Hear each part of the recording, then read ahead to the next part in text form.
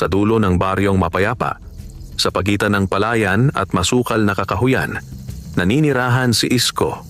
Isang magsasakang mahirap, payat ang katawan, nangingitim ang batok sa araw, at nanginginig ang mga kamay sa pagod.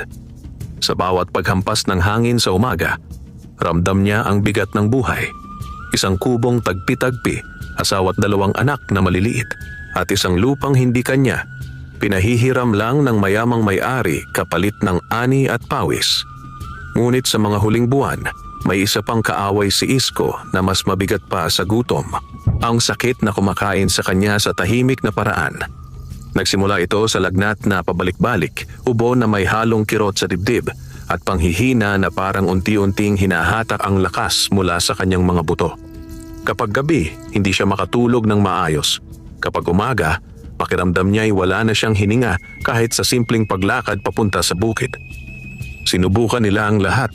Pinakuluang dahon ng bayabas, tsaang luya, pinaghalong bawang at kalamansi. Nagpunta rin siya sa albularyo sa kabilang baryo, si Mang Simo, na nagdasal at nagsindi ng kandila sa harap ng munting altar. Binulungan siya ng matanda na may lamig sa katawan at tila may anino raw na sumunod sa kanya mula sa gubat. Pinayuhan siyang huwag nang magtungo roon kapag dapit hapon. Ngunit paano? Doon dumaraan ang daan pa uwi kapag galing sa bukid sa malayong dulo. At kung hindi siya magtatrabaho, paano kakain ang mga anak? Isang araw na tila mas mabigat ang araw kaysa karaniwan, nagising si Isko na nanginginig. Parang may bato sa dibdib. Pinilit niyang bumangon. Pinilit niyang ngumiti sa asawa niyang si Lina. Pinilit niyang sabihing kaya pa. Ngunit sa pagsapit ng tanghali, habang nagbubungkal siya ng lupa, bigla siyang napaupo. Umikot ang paligid. Ang sikat ng araw ay naging parang apoy na dumidikit sa balat. Ang tunog ng mga kuliglig ay naging malayo, at ang tibok ng kanyang puso ay parang palakol na humahampas sa loob ng kanyang dibdib. Umulan ng biglaan, yung ulan na parang ibinuhos mula sa galit na langit. Kumulog, umihip ang hangin. Nagmamadali ang ibang magsasaka pa uwi, ngunit si Isko'y naiwan, nakaluhod sa putik, hawak ang dibdib at ang hiningay putol-putol. Wala siyang lakas tumakbo. Hindi niya alam kung saan siya patutungo, basta ang alam niya lang, kailangan niyang makasilong, kahit saan. Sa pagitan ng mga punong kawayan at matatayog na niyog sa gilid ng gubat, may landas na hindi niya karaniwang dinaraanan. Ngunit dahil sa lakas ng ulan at sa panghihina, doon siya napadpad. Parang may kamay na humihila sa kanya. Hindi niya may paliwanag kung bakit. Habang sumasalubsob siya sa putik at sumasabit ang kanyang mga damit sa sanga, nakita niya ang isang bagay na hindi niya inaasahan. Isang bahay kubo, malinis, bagong-bago ang pawid, matibay ang haligi, at may munting hagdang kawayan na parang kakalinis lang. Sa paligid nito'y may mga halamang hindi niya kilala, mga dahong makintab na tila may bahid ng hamog kahit malakas ang ulan. Sa bawat patak ng tubig sa bubong, may kakaibang tunog, parang musika. Tumigil si Isko. Kinilabutan siya. Wala namang nakatira sa bahaging iyon ng gubat, alam ng buong baryo iyon. Ang sabi-sabi, may lugar doon na pag-aari ng mga nilalang na hindi tao. Kapag may nakakita raw ng bahay na hindi naroroon kahapon, huwag lalapit. Kapag may marinig na bulong sa hangin, huwag sasagot. Ngunit sa sandaling iyon, mas malakas ang pangangailangan kaysa takot. Nanginginig ang kanyang katawan, nababasa ang damit, at ang kanyang hiningay parang kandilang halos mamatay. Lumapit siya sa hagdan at kumatok. Mahina, parang nahihiyang humingi ng tulong. Walang sagot. Kumatok siya muli, mas malakas. Tao po, makikisilong po. At doon, sa pagitan ng kulog at hangin, narinig niya ang tunog ng pinto na kusang bumukas. Walang kamay na humila. Walang taong sumilip. Ngunit bumukas ito ng dahan-dahan at mula sa loob ay sumingaw ang init na parang galing sa lutong sabaw. May halong bango ng dahon ng pandan at bulaklak. Napalunok si Isko. Pumasok siya, dahan-dahan, parang takot na makabasag ng katahimikan. Sa loob, may lamparang may apoy na hindi kumikislap kahit humahampas ang hangin sa labas. May banig na malinis, may pitsal ng tubig sa mesa, at may mangkok ng kanin at ulam na tila kakahain lang. Sa dingding, may mga ukit na hindi niya mabasa, parang mga lumang simbolo. Sa sulok, may banga na may laman na tubig na kumikinang kahit walang liwanag na tumatama. At sa gitna ng lahat ng iyon, may isang tinig. Hindi malakas, hindi mahina, ngunit malinaw na parang bumabalot sa loob ng kubo. Umupo ka, Isko. Basang-basa ka. Magpapahinga ka muna rito. Nanlamig ang batok ni Isko. Paano nalaman ang pangalan niya? Wala siyang nakita kahit sinong tao. Umikot ang kanyang paningin, ngunit ang tanging naroon ay ang mga bagay at ang katahimikang buhay. Sino po kayo? Halos pabulong niyang tanong. Hindi mo kailangang makita para marinig, sagot ng tinig. Ang kailangan mo ngayon ay init, pahinga at lakas. Kung lalaban ka pa, lalong lalamunin ka ng sakit.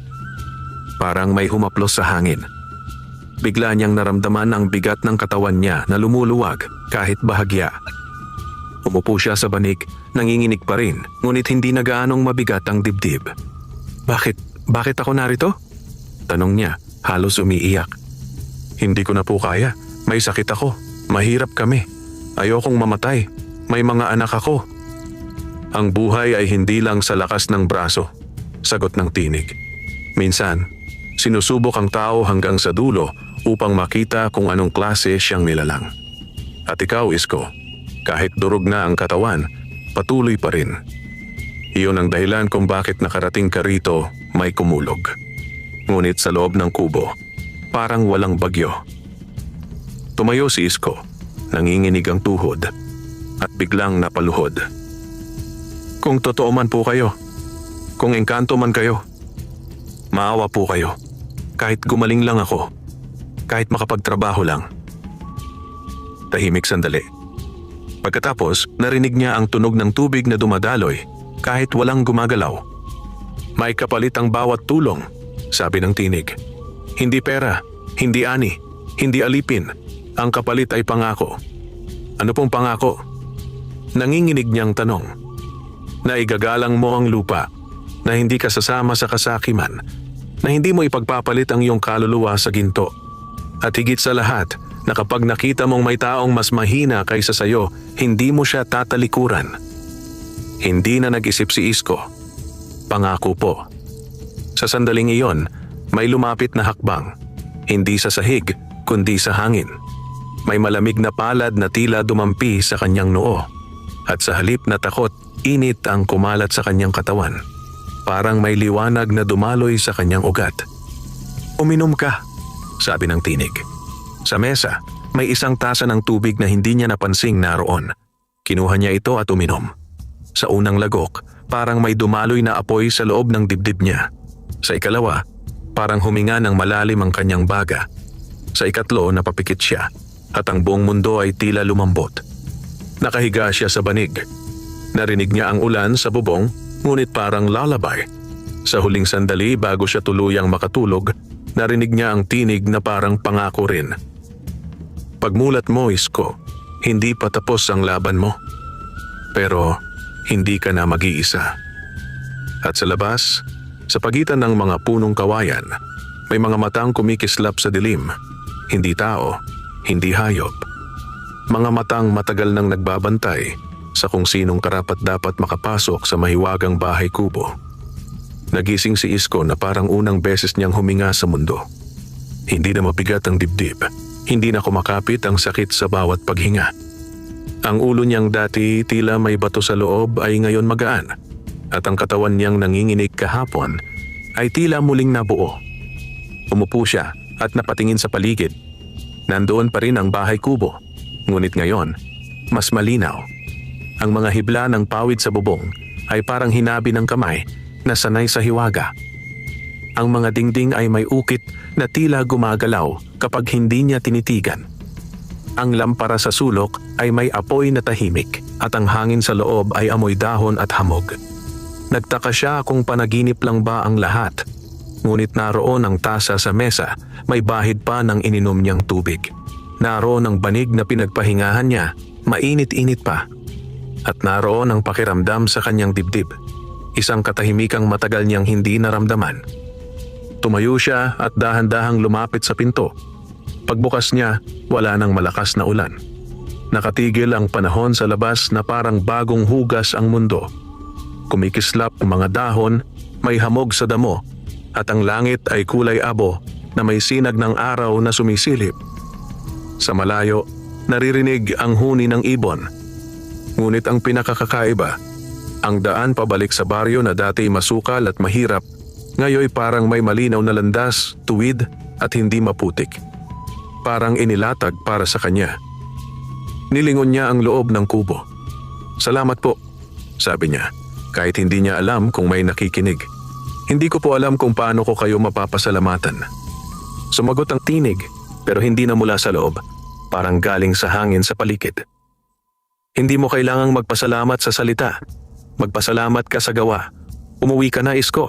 Hahanapin ka ng pamilya mo." Mabilis siyang bumaba sa hagdan. Sa unang hakbang napahinto siya. May maliit na piraso ng kahoy sa bulsa ng kanyang sando. Hindi niya alam kung paano napunta roon.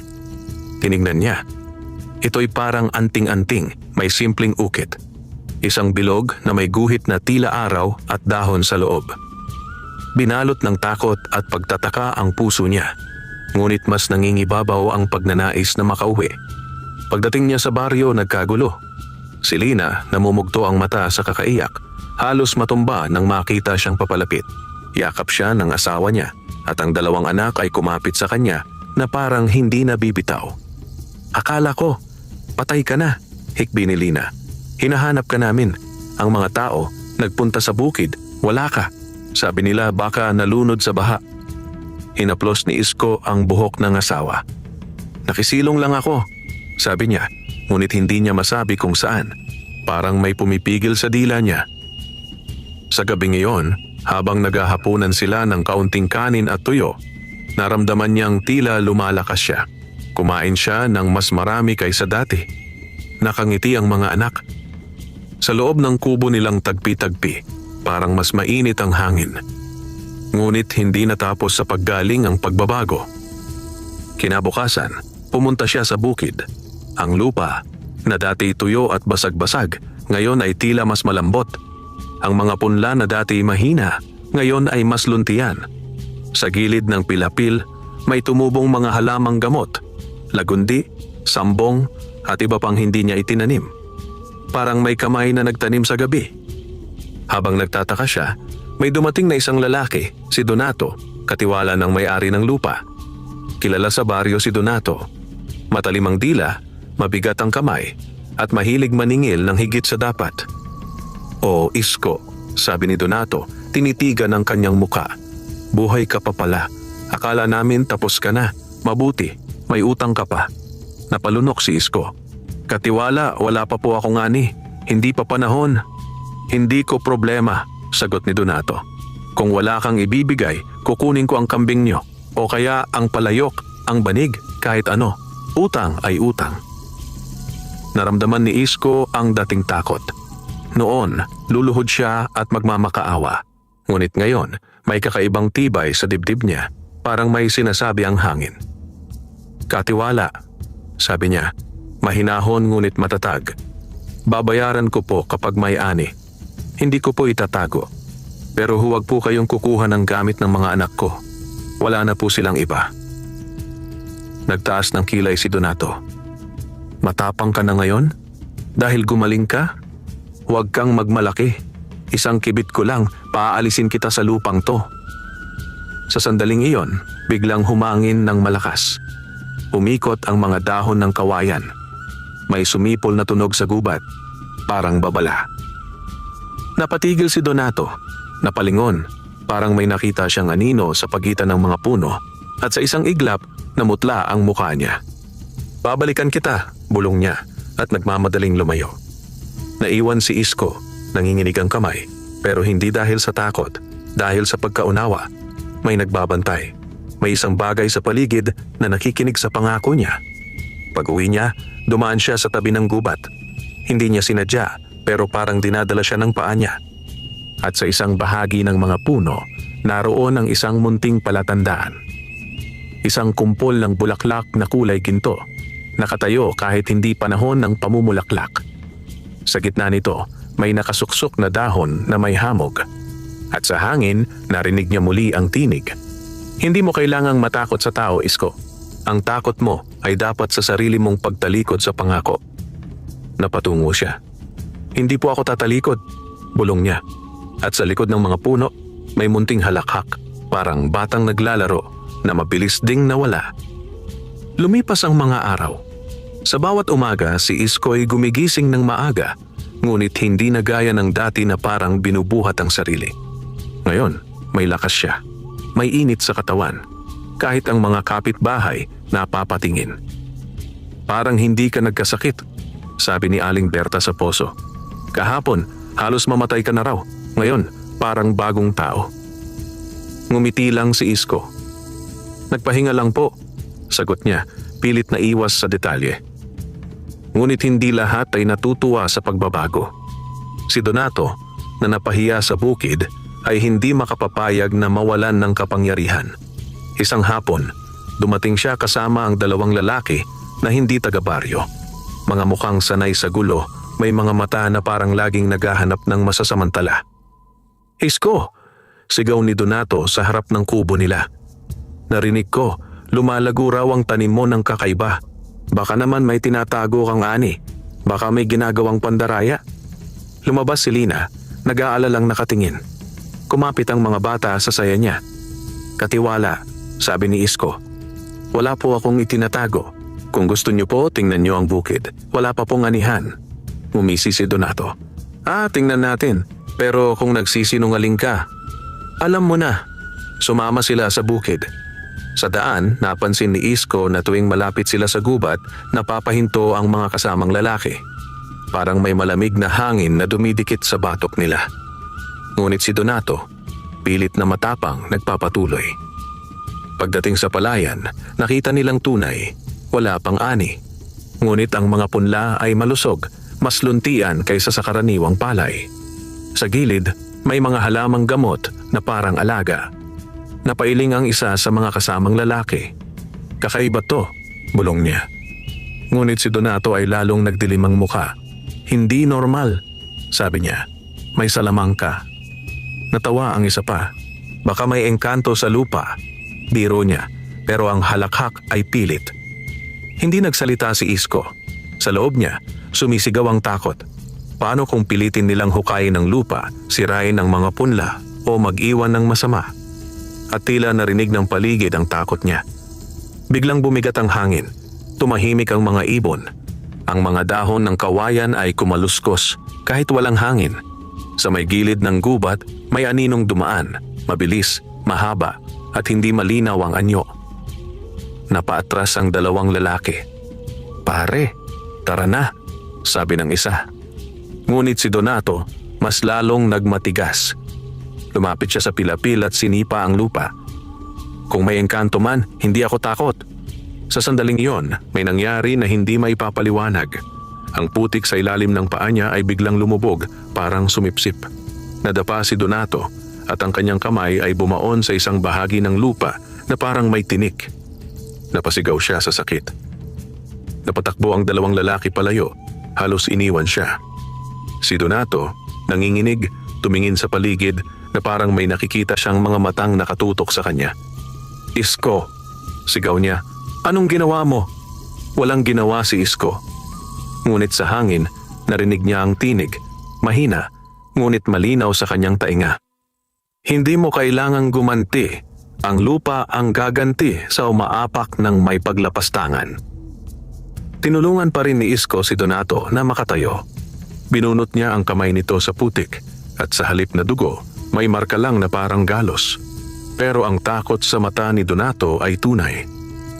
Pag-uwi, kumalat ang balita. May mga nagbulungan. May engkanto raw na pumapabor kay Isko.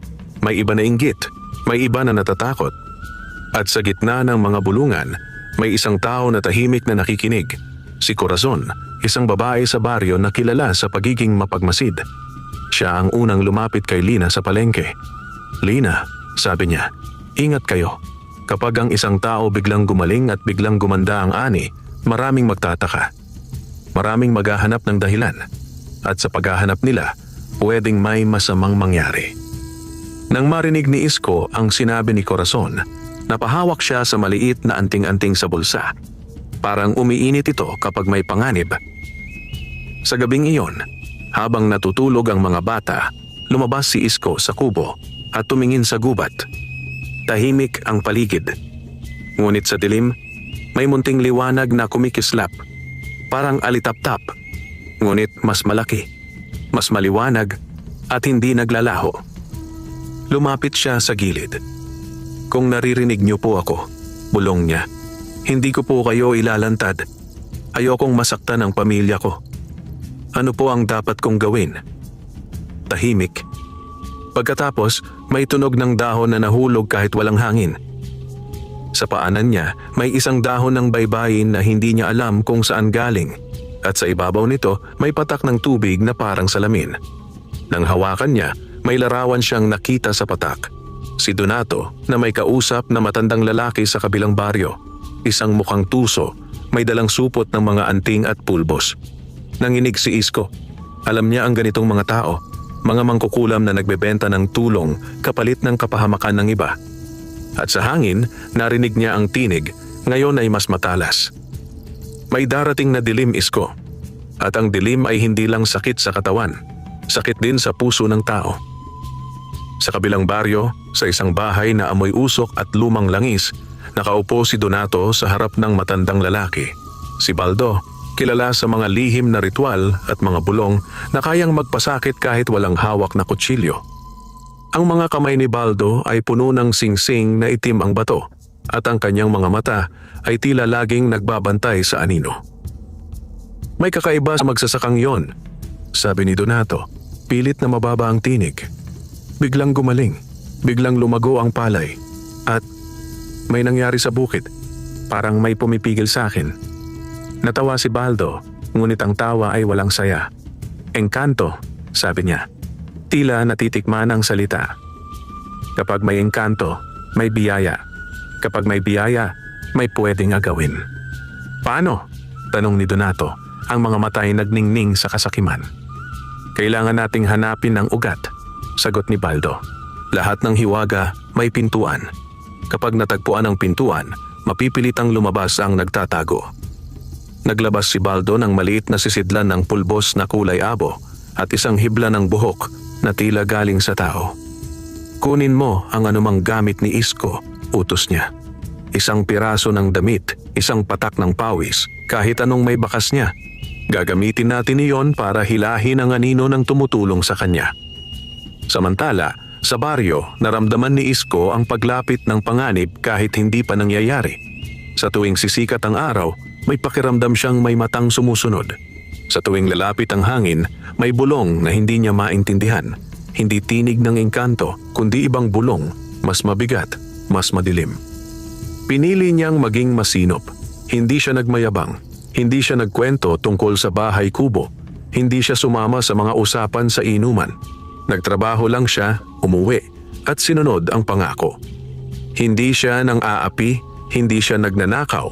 At kapag may kapwa magsasaka na nangangailangan, nagbabahagi siya kahit kaunti. Isang gabi, dumating si Corazon sa kanilang kubo, may dalang maliit na supot ng asin at bawang. "Isko," sabi niya, "hindi ko alam kung ano ang nangyayari sa iyo, pero may galaw si Donato.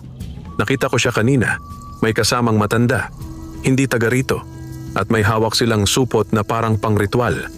Namutla si Lina. "Diyos ko." Huminga ng malalim si Isko. "Salamat, Corazon," sabi niya. "Ingatan mo rin ang sarili mo." Nang umalis si Corazon, umupo si Isko sa tabi ng bintana. Sa labas, tahimik ang gabi, ngunit may kakaibang lamig. Hawak niya ang munting anting-anting. Sa kanyang isip, bumalik ang pangako. Igagalang ang lupa, iiwas sa kasakiman, tutulong sa mahina. Ngunit ngayon, may dagdag na hamon. Paano po protektahan ang pamilya sa mga taong gustong agawin ang hiwaga? Lumabas siya sa kubo at naglakad patungo sa gilid ng gubat, sa lugar na pakiramdam niya ay pinakamalapit sa mahiwagang bahay kubo, kahit hindi niya alam eksakto kung saan iyon. Sa bawat hakbang, parang umiinit ang anting-anting sa bulsa. "Kung naririnig niyo po ako," bulong niya sa dilim, "may balak silang masama. Hindi ko po alam kung paano lalaban. Ayokong may masaktan. Sa una, walang sagot. Tanging huni ng kuliglig. Pagkatapos, may liwanag na lumitaw sa harap niya. Hindi alitap-tap, kundi parang munting apoy na sumasayaw. Sumunod pa ang 2, 3, 10. Umiikot sila sa paligid niya, parang gabay. At sa gitna ng mga liwanag, unti-unting nagkaroon ng anyo ang isang nilalang. Hindi nakakatakot, ngunit hindi rin ordinaryo. Ang kanyang buhok ay parang hamog sa umaga, ang matay malalim na parang gubat, at ang balat ay tila may liwanag na galing sa buwan. Engkanto. Hindi nagsalita ang nilalang sa bibig. Sa isip ni Isko, narinig niya ang tinig na matagal nang bumabalot sa kanya. Hindi kami umaatake ng walang dahilan, sabi ng tinig. Pero kapag may taong gustong sirain ang balanse, kailangan naming kumilos. Paano po? Tanong ni Isko sa isip din, dahil parang hindi lumalabas sa kanyang bibig ang salita. May pintuan ang bawat tao, sagot ng tinig. Ang pintuan ni Donato ay kasakiman. Ang pintuan ni Baldo ay pagnanasa sa kapangyarihan. Hindi mo kailangang lumaban sa lakas. Lumaban ka sa tukso. Biglang nakita ni Isko ang isang larawan sa hangin. Parang ipinapakita. Si Baldo na maghahagis ng pulbos sa hangin. At ang pulbos ay magiging parang usok na hihila sa kanyang dibdib. Babalik ang sakit, mas malala, at sa dulo, babagsak siya sa harap ng pamilya. Napahigpit ang hawak ni Isko sa anting. Ayoko po, bulong niya, luha ang tumulo. Kung matatakot ka, lalakas sila, sabi ng tinig. Kung mananatili kang malinis ang puso, hindi ka madaling mahahawakan. Pero paano ang pamilya ko? Sa sandaling iyon, may bumaba na dahon sa harap niya, dahon ng isang punong hindi niya alam ang pangalan. Sa ibabaw nito, may ukit na parang simbolo. At sa isip niya, pumasok ang salita, pag-iingat. Ilapag mo ito sa 4 na sulok ng bahay niyo, sabi ng tinig. Hindi ito pader laban sa tao, pero pader ito laban sa masamang hangarin. Kinuha ni Isko ang dahon at tumango. Pag-angat niya ng tingin, naglaho ang engkanto at ang mga liwanag. Parang hindi kailanman naroon. Ngunit sa dibdib niya, may tibay. Pag-uwi niya, ginawa niya ang utos. Sa bawat sulok ng kubo, inilagay niya ang bahagi ng dahon at nagdasal sa sarili niyang paraan. Hindi para humingi ng ginto, kundi para humingi ng lakas at karunungan. Sa malayo, sa kabilang baryo, naghahanda na si Baldo. Sinisindihan niya ang kandila, inihahalo ang pulbos at binubulong ang mga salitang luma at masakit. Sa tabi niya, si Donato ay nakangisi. At sa gitna ng gabi, habang natutulog ang mga anak ni Isko, dumating ang unang bugso ng dilim. Hindi sa anyo ng anino, kundi sa anyo ng panaginip. Nanaginip si Isko na nasa loob siya ng mahiwagang bahay kubo, ngunit ngayon, ang loob ay madilim. Ang banig ay nabubulok. Ang lampara ay patay. At sa mesa may ginto, maraming ginto, at isang tinig na hindi tinig ng engkanto, kundi tinig ng tukso. Kunin mo, sabi ng tinig. Sa isang saglit, magiging mayaman ka. Iligtas mo ang pamilya mo. Isuko mo lang ang pangako mo. Napabalikwas si Isko, pawis na pawis. Sa labas, walang hangin. Ngunit naramdaman niyang may sumagi sa dingding ng kubo na parang usok. At sa sulok, sa ilalim ng banig, kumislap ang dahon na inilagay niya. Parang may tumama at napaurong. Napatitig si Isko sa dilim. Alam niyang hindi ito ang huli. Kinabukasan, kumalat ang balita na may sakit na misteryosong tumama sa 2 lalaki sa baryo. Yung 2 kasamang dinala ni Donato sa bukid. Nilagnat, nanghina, at nagreklamo na parang may malamig na kamay na humahawak sa dibdib nila tuwing gabi. Natakot ang mga tao. May mga nagdasal. May mga nagpausok ng tuyong dahon sa bakuran. Si Donato naman mas lalong nagmadali. Pumunta siya kay Baldo at nagreklamo. Bakit sila ang tinamaan? Tanong niya, nanginginig sa inis at takot. May nagbabantay. Sagot ni Baldo, seryoso na ngayon. Pero hindi ibig sabihin ito na hindi tayo pwedeng manalo. Kailangan lang ng mas malakas na hagod. Dumilim ang mata ni Donato. Gawin mo na, kahit ano. Ngumisi si Baldo. May kapalit, sabi niya. Kapag nakuha natin ang biyayang pumapabor kay Isko, kalahati sa'yo, kalahati sa akin. At may isang bagay pa, kailangan ko siyang mapilitan, hindi lang masaktan, kailangan niyang kusang tumalikod sa pangako niya. Kapag kusang tumalikod, doon bumubukas ang pintuan. Sa baryo, dumating si Donato sa kubo ni Isko. May dalang bigas at sardinas, kunwari tulong. "O Isko," sabi niya, napakabait bigla. "Narinig kong gumaling ka na. Mabuti naman. Heto, kaunting tulong. Wala na tayong alitan." Nagulat si Lina. Tumingin siya kay Isko. Nagtataka kung bakit biglang nagbago. Ngumiti si Isko, ngunit hindi niya tinanggap agad. "Salamat po," sabi niya. "Pero bakit po kayo nagbibigay?" Napangiti si Donato na pilit. "Bakit? Bawal ba ang kabutihan? Sa totoo lang, may alok ako. Kung talagang maganda ang tanim mo, baka pwede tayong magkasundo. May paraan para mapabilis ang ani. May kilala akong tutulong." Naramdaman ni Isko ang bigat ng salitang tutulong. Parang amoy usok at kandila. "Ayoko po ng paraan na hindi tama," sagot niya, mahinahon. Nagbago ang tingin ni Donato. Isang kisap lang pero nakita ni Isko ang tunay, kasakiman. "Hindi mo alam ang sinasabi mo," bulong ni Donato. "Kapag tumanggi ka, mahihirapan ka. Kapag pumayag ka, yayaman ka. Isang pirma lang. Isang oo lang." Sa sandaling iyon, biglang umiyak ang bunso ni Isko, si Nene, at humawak sa dibdib niya, tila nahihirapan huminga. Natigilan si Lina, natakot. "Anak!" sigaw niya. Napatayo si Isko. Lumapit siya sa bata. Hindi ito dati nangyayari. Pero ngayon, parang may humihila ng hangin sa loob ng kubo. Napatingin si Isko kay Donato. "Anong ginawa niyo?" Nagkunwari si Donato. "Wala akong alam. Baka mahina lang ang bata. Kaya nga sinasabi ko, may tutulong. Kapag pumayag ka, gagaling ang pamilya mo. Kapag hindi, ewan ko na lang." Parang bumigat ang mundo. Ito na ang tukso. Hindi ginto, kundi kaligtasan ng anak. Hinaplos ni Isko ang noo ng bata. Mainit, hingal, nanginginig ang munting katawan. Sa loob niya may dalawang tinig. Ang tinig ng takot na nagsasabing, "Pumayag ka, iligtas mo ang anak mo." At ang tinig ng pangako na nagsasabing, "Huwag kang bumigay sa kasamaan." Kumislap ang anting-anting sa bulsa niya, parang nag-aapoy. Tumingin siya kay Lina. Kita niya ang luha at panalangin sa mata ng asawa. Ngunit sa mata rin ni Lina, may tiwala. Tiwalang si Isko ay hindi magpapabagsak sa sarili. Huminga si Isko ng malalim.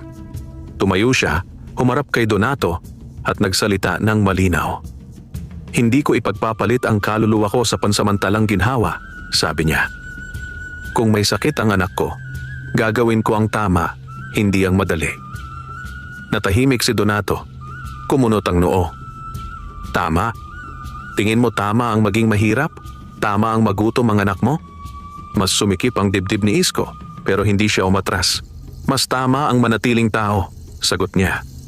Sa sandaling iyon, biglang umihip ang hangin sa loob ng kubo. Ang apat na sulok na may dahon ay kumislap. Ang hangin ay parang may dumaan na hindi nakikita. At ang bunso, si Nene, biglang huminga ng mas malalim. Unti-unting humupa ang paghingal. Parang may init na bumalot sa kanyang dibdib. Nanlaki ang mata ni Lina. "Isko, gumagaan siya." Si Donato, napaatras. Parang nakita niya ang hindi niya kayang harapin. Napatitig siya sa sulok ng kubo, sa hangin na tila may presensya. At sa labas, sa may gilid ng gubat, may mga alitap-tap na nagtipon, parang nagbabantay. Hindi na nagsalita si Donato. Kinuha niya ang dala niyang pagkain na para bang biglang naging sumpa ang sariling alok at mabilis na lumayo, nanginginig ang kamay. Nang gabing iyon, pumunta si Isko sa gubat. Hindi na siya basta-basta takot. Takot pa rin, oo, pero mas malakas ang respeto. "Salamat po," bulong niya. "Pero alam kong hindi pa tapos." Sumagot ang tinig. "Ngayon mo napatunayan ang pangako mo. Pero kapag nabigo ang dilim sa tukso, susubukan nitong manakit." At sa hangin, may larawan na lumitaw sa isip ni Isko. ang mayamang may-ari ng lupa, si Don Ernesto, na darating sa baryo upang mag-inspeksyon. At si Donato may planong ipasara ang bukid ni Isko at paalisin siya. Hindi dahil sa utang, kundi dahil sa takot at inggit. Kailangan ni Isko ng tapang na hindi lang para sa katawan, kundi para sa dignidad. Dumating si Don Ernesto sa baryo na may dalang sasakyan at mga tauhan. Ang mga tao ay nagmadaling maglinis sa harap ng mga bahay. Ang mga magsasakay yumuko at nagpakitang gilas dahil alam nilang sa isang salita ng may-ari pwedeng mawala ang kabuhayan. Kasama ni Don Ernesto si Donato, nakangiting parang walang nangyari, pero ang matay may lihim na apoy. Tinatawag nila ang mga magsasaka sa gitna ng baryo. Nandoon si Isko kasama si Lina habang ang mga anak ay naiwan sa kapitbahay. Narinig ko, sabi ni Don Ernesto, malamig ang boses, na may kakaibang nangyayari sa lupa ko. May mga tanim na lumalago ng hindi normal at may mga tao raw na natatakot. Nagbulungan ang mga tao. Ang iba'y tumingin kay Isko. Sumulong si Donato. "Boss," sabi niya, "si Isko yan.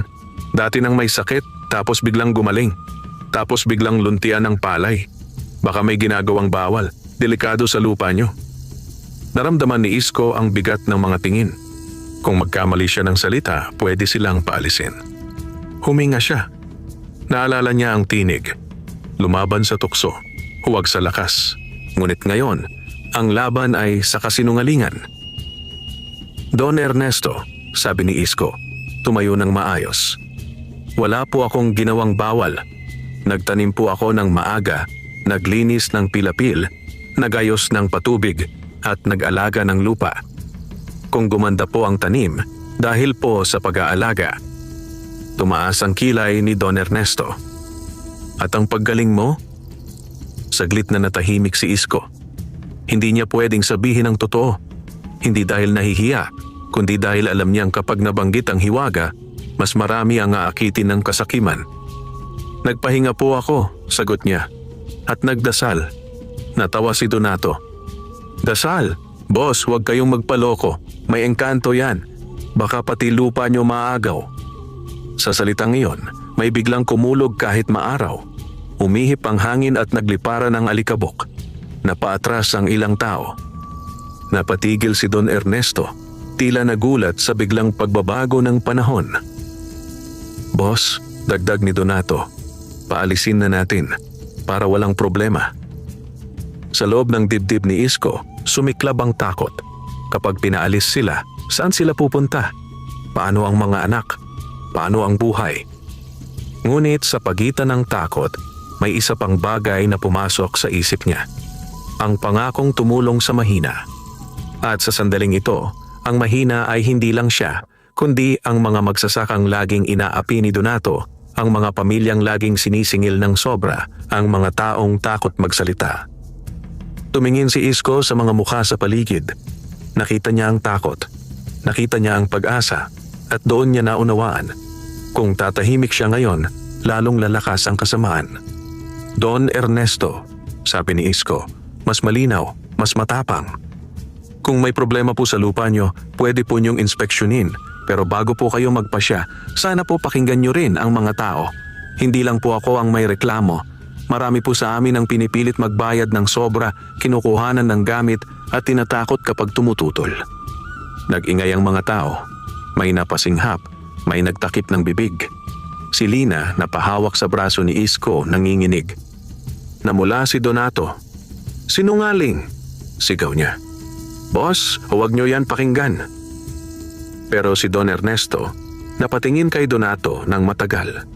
Marahil dahil sa biglang kulog, marahil dahil sa takot na pumasok sa kanya, o marahil dahil sa katotohanang nakita niya sa mata ng mga tao. "May magsasabi pa ba?" tanong ni Don Ernesto. Mabigat ang boses. Tahimik. Hanggang sa si Corazon ay sumulong. "Ako po," sabi niya, nanginginig pero matapang. "Matagal na po. Marami na po sa amin ang naagawan ng bigas, ng manok, ng gamit, dahil sa utang na hindi namin maintindihan. Takot lang po kami." Sunod-sunod, may ilan pang nagsalita. Hindi lahat, pero sapat para makita ni Don Ernesto ang larawan. Hindi lang si Isko ang problema. Si Donato ang sugat. Nagbago ang mukha ni Don Ernesto. Donato, sabi niya, mabigat ang bawat pantig. Totoo ba to? Nanginginig si Donato. Boss, sila ang nagsasabwat. Si Isko ang pasimuno.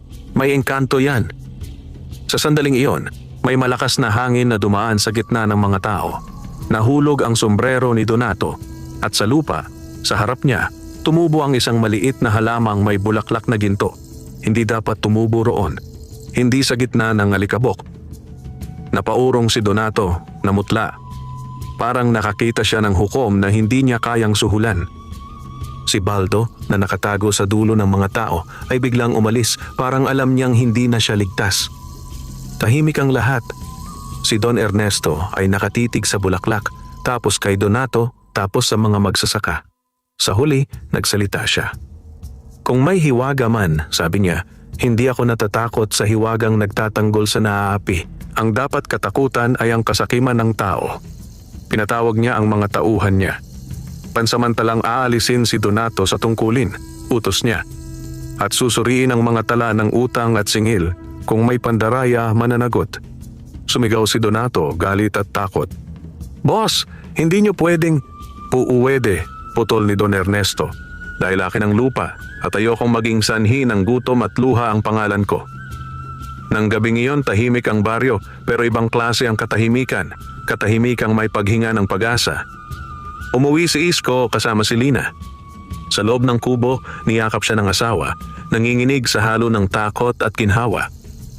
Hindi ko alam kung saan tayo kukuha ng lakas, bulong ni Lina.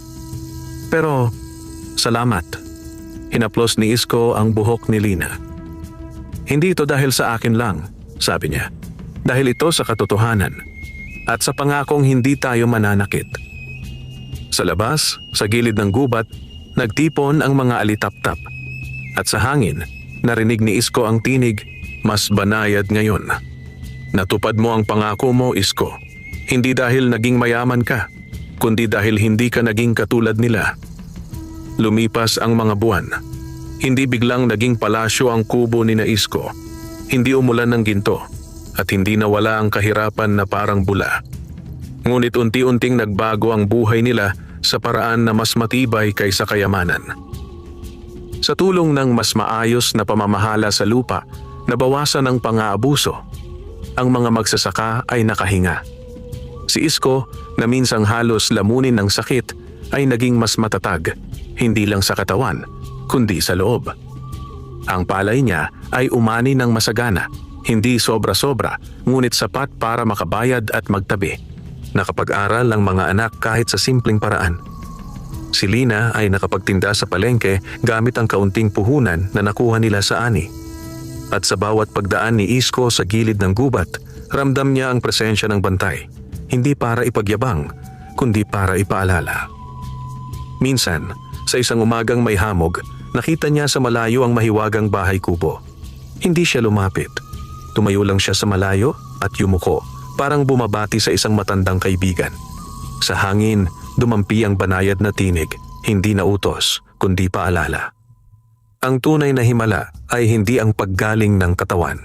Ang tunay na himala ay ang paggaling ng puso ng tao. Kapag natutong tumindig, magpakatotoo at tumulong kahit siya mismo'y salat. Ngumiti si Isko at naglakad pabalik sa baryo sa araw na sumisikat. Sa likod niya, ang gubat ay nanatiling mahiwaga. Hindi para sa sinumang sakim, kundi para sa taong marunong rumespeto. At sa bawat hakbang niya sa lupa, alam niyang kahit mahirap pa rin, hindi na siya pagod sa paraan ng dati. Dahil may isang tahanang minsan niyang napasukan, hindi lang bahay kubo ng engkanto, kundi tahanan ng pangako na habang buhay niyang dadalhin sa sarili. Wakas,